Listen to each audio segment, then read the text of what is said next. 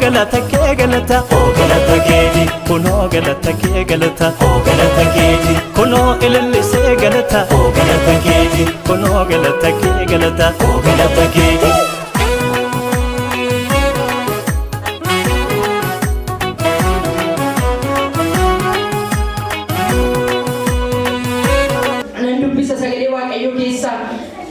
Wangeela Yohaannis boqonnaa 15 lakkoofsa 5 irra jiru dubbiseetan walii wajjin yeroo itti sagalee Waaqayyoo ilaallu ta'a.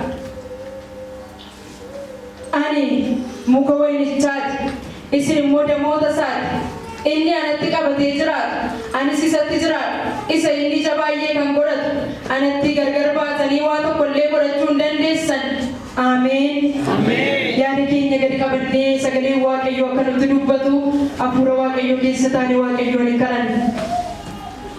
Gaarummaa kee, jaalala kee, araara kee barootaa barootatti guyyootatti dabarsitee kunoo bara haaraa bara ulfina qabeessa bara nagaa baratti si galateeffannu baratti sagalee kee dhageenyu baratti sirraa barannu baratti yaa Waaqayyo gooftaa Yesuus ulfina kee hubannu harka kee arginu bara nagaa bara eebbaa waan nuuf hiddeef si galateeffanna bara baraan galanni teessoo kee irratti siif haa ta'u bara baraan maqaan kee kan eebbifame haa ta'u ulfinni hooqomaa guddaan siif haa ta'u sabni lafa kana jiru sabati gargaarte sabati baatte sabati jaallatte sabati eebde sabati tiksite sabati wajjin taate sabati gaaddisa taate sabati gaachana taate sabati gaaddisa do'oo taate bara hamaa dabarsite bara dukkanaa dabarsite bara rakkinaa dabarsite bara du'aa dabarsite bara gaddaa dabarsite kunoo galataa bara mo'ichaa bara galataa bara ilillee bara faarfannaa bara sida jechuu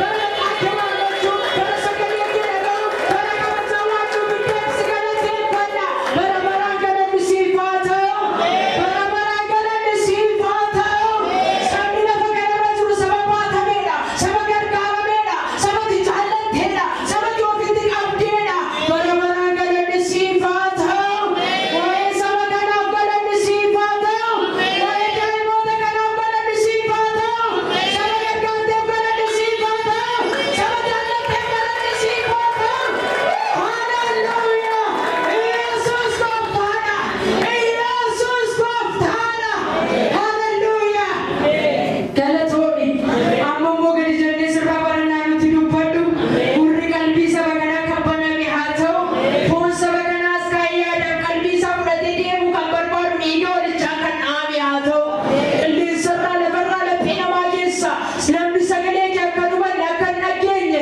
gurra namaa kan duutu qalbii namaa kan qabu humna Waaqayyoo isa jiraatan hafuurri adoochaan yaada namaa qalbii namaa wangeelaaf sagalee kee nama wal bukkee dabarsuu kan barbaadu sa'aatii kanaa kaasee kan dhaame haa ta'u ayyaanni kee saba kana gidduu haa buufatu nutti dubbadhu maqaa Yesuusiin ameen.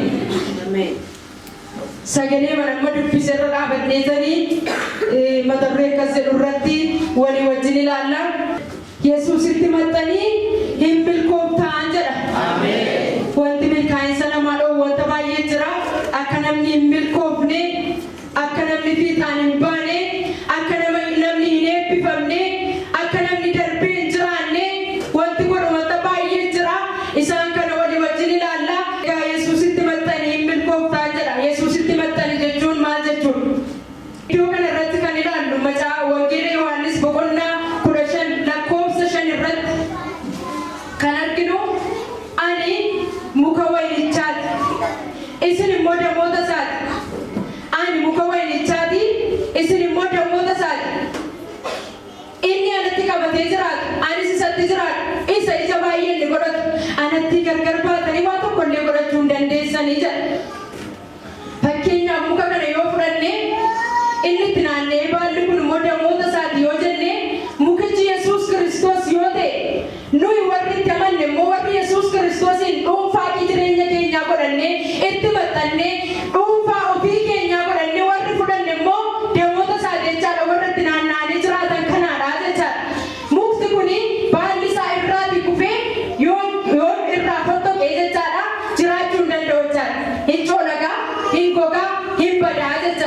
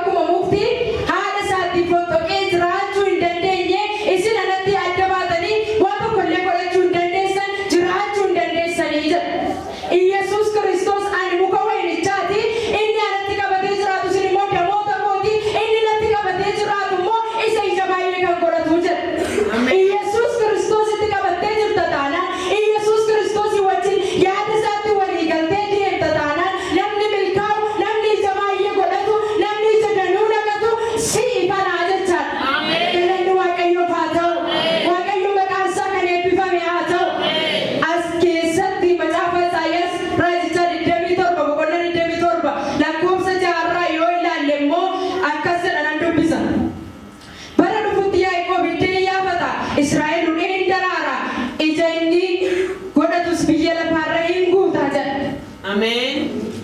Bara dhufetti bara darbe milkaa'uu dadhabdeetta yoo ta'e bara darbe milkaa'insi kee qabameera yoo ta'e bara sattaan dhugalatti immoo Israa'el ija hin godhata hudhee hin daraara ijilli godhatu immoo biyya lafaarra hin guuta jedha ijilli godhatu biyya lafaarra hin guuta ijilli godhatu hudhee hin daraara haleluuyaa galanni Waaqayyoof haa ta'u egaa akka namni ija baay'ee hin godhanne akka namni Yesuus Kiristoos wajjin walii galee nama milkaa'aa hin taane maaltu taasisa qabxiiwwan tokko lama kan jedhu nan ilaala yeroo gabaabaa gidduutti in ilaalla walii wajjin jechaadha. Namni akka hin milkoofne kan nama taasisu nama milkaa'aa akka namni hin taane kan nama taasisu maalidha yookaan yoo ilaalle namni akka Yesuus Kiristoositti qabatee jiraatee nama milkaa'aa akka hin taane kan nama taasisu waa baay'eetu jira. Garuu namni milkaa'u namni fiixaan bahu namni ija danuu naqachuu danda'u nama akkamiiti? Nama akkamiitu nama milkaa'aa tokko jalatti kan ilaallu nama Yesuusitti qabatee jiraatu.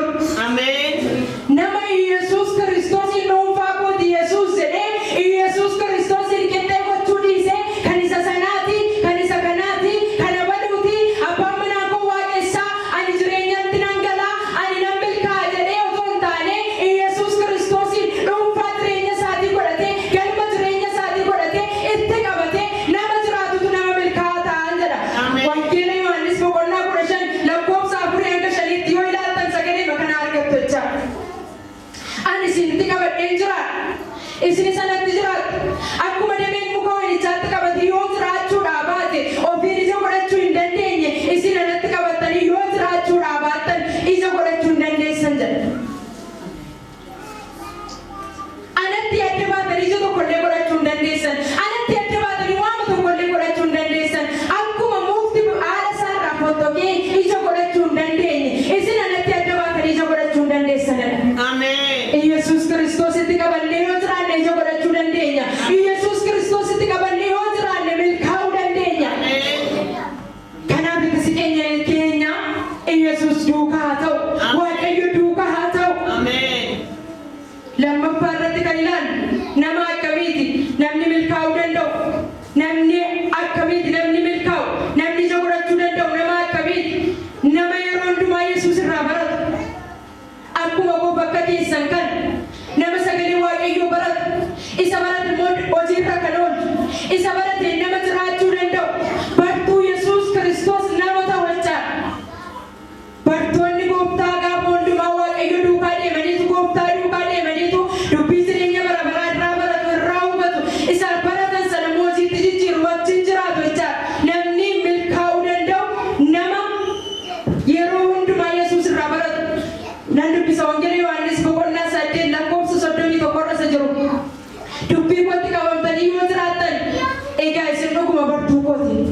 Amen. Dubbii Waaqayyootti qabatee namni jiraatu Yesuus Kiristoos duukaa namni deemu dubbii Waaqayyoo kan dhaggeeffatu yaada biyya lafaa dhiisee fedha foonii dhiisee yaada isaa fedha isaa kaayyoo isaa hundumaa Yesuus Kiristoos irra kan kaawwatu isa kan milkaa'u isa kan bartuu Kiristoos ta'u isa namni milkaa'an jechaadha. Nama yeroo hundumaa Yesuus irraa baratudha kan milkaa'u nama dubbii Waaqayyoo dhagee hojii irra oolchu. Amen. Dhagee asiin baasu otoo hin taane dhagee fudhatee itti qabamee nama jiraatudha namni milkaa'uu danda'u isa kana inni Waaqayyo nu barsiisu. Amen. Wangeela Yohaannis boqonnaa 15 lakkoofsa 8 irratti ol deebinee yoo ilaalle illee kanaan ija baay'ee godhachuu keessaniin bartoota koo akka taatanis mul'isuu keessaniin ulfinni abbaa koo hin argaman. Yesuus Kiristoos akkas jedha. Kanaan ija baay'ee godhachuu keessaniin bartoota koo akka taatanis mul'isuu keessaniin ulfinni abbaa koo hin argaman. Yohaannis 15:8tti deebitanii yoo dubbistan wangeeluma Yohaannis kana jalqabaa kaastanii yoo dubbistan waa'ee ija godhachuu dubbata. Waa'ee ija godhachuu namni Yesuusitti qabatee jiraatu namni gooftaa Yesuusin dhuunfaa isaa godhatee isaa wajjin deddeebi'u jireenya bara baraa dhaaluu akka danda'u dhaaltuu jireenya bara baraa nama milkaa'u ta'uu ija godhachuu akka danda'u kan inni nu barsiisu. Tokkoffaa lammaffaa sirriitti meeraa sadaffaa namni milkaa'u nama akkamiiti? Nama jireenya gooftaaf ta'u jiraatu. Jireenyi gooftaaf ta'u jechuun maal jechuudha? Jireenyi gooftaaf ta'u jireenya akkamiiti? Waaqayyo jireenya akkamiiti kan inni filatu? Jireenya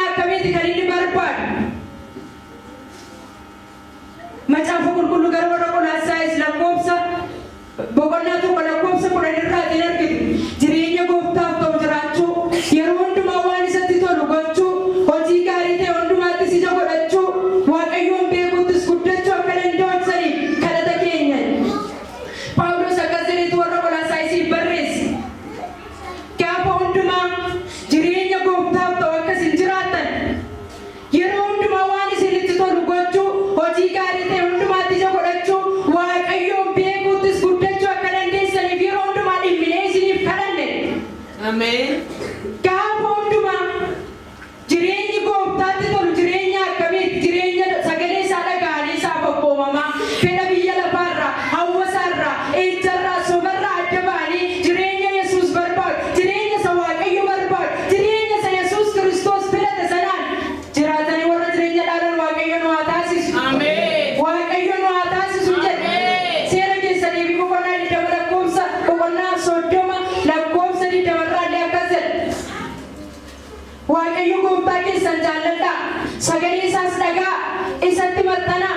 Inni jireenya keessan waan ta'eef, inni biyya keessan keessa Abrahaamiif, Yisihaaqiif, Yaaqoobiif kennuuf abdachiise keessatti bara dheeraa isiniif hin kennan. Seera keessanii fi boqonnaa 30 lakkoofsa 20 irraa yoo dubbistan, Waaqayyo Gooftaa keessan jaalladhaa, seerrata sanni isin abboomu sanas eegaa, karaa isaarra deemaa. Ameen. Isaaf abboomamaa, isatti maxxanaa, sagalee isaa dhaga'aa, yoos milkooftu jedha. Har'as Yesuus Kiristoositti nama maxxanee jiraatu, nama sagalee isaa dhaga'u, nama isaaf abboomamu, nama tola jedhee isaa dhaga'utu jireenya bara baraa dhaala. Biyya jireenya bara baraa dhaaluu akka dandeessan, biyya Waaqayyo abboota keessan abdachiise sana keessa bara dheeraa jiraachuu akka dandeessanitti har'a dubbiin isinitti himu kana dhaga'e. Ameen. Sagalee Waaqayyo yoo dhageenye, Yesuus Kiristoos duukaa yoo buune, jireenyi keenyatti siqeenyi keenya Yesuus duukaa yoo ta'e, dhaaltuu jireenya bara baraa taane jechaadha. Yesuusii wajjin gara mirgaa abbaa isaa dhaallaa jechaadha. Kanaan isa baay'ee godhachuu keessan warri biyya lafaa akka arganitti isin bartuu kooti narraa baradhaa, na dhaga'aa, dubbii koo hojiirra oolchaa naaf abboomamaa jedha. Egaa namni milkaa'u nama Yesuusin dhuunfaa isaa godhatee itti maxxanee seerrata Waaqayyoo abboommata isaa isanni nu abboome, isanni nu barsiise sana sagalee isaa nama dhagee nama isaa wajjin jiraate, nama Yesuusin kaayyoo isaa godhatetu milkaa'ee jiraachuu danda'a. Bara 2016 keessa inni milkaa'us dhowwee, inni eebba kee nyaatee, inni si qabee, inni guddina kee nyaatee, inni eebba kee qabee, inni akka ati hin guddanne si godhee Yesuusitti qabachuu keerraa kan ka'e, sagalee Waaqayyoo dhaga'uu keerraa kan ka'e, nama kana sirraa dhahamee barri fuula kee dura jiru kun bara milkaa'insaa, bara eebbaa, bara kabajaa, bara ulfinaa, bara isa Waaqayyo kakate si dhaalchisu, bara Waaqayyo eebba biraan si ga'u, bara Waaqayyo ulfina haaraa si qabachiisu, bara Waaqayyo guddina haaraa si dhaalchisu. Akkasii ta'u Yesuus Kiristoositti maxxantee jiraachuutu nurraa eegama. Yesuus Kiristoositti qabannee jiraachuutu nurraa eegama. Haleluuyaa. Galanni Waaqayyoof haa ta'u. Namni milkaa'u kan nama bartuu Yesuus ta'edha. Nama Yesuus duukaa deemudha. Nama Yesuusitti qabateedha. Nama Yesuus Kiristoos dhuunfaa kooti. Yesuus Kiristoos mana koo galgalaati. Yesuus Kiristoos galma kooti. Edhee namni Yesuus duukaa deemu nama milkaa'udha. Nama milkaa'edhas galanni Waaqayyoof haa ta'u. Sagalee Waaqayyootu dhugaa nuu baasa kana. Anatti qabadhaa jiraadhaa. Isin ija baay'ee godhattu. Ameen.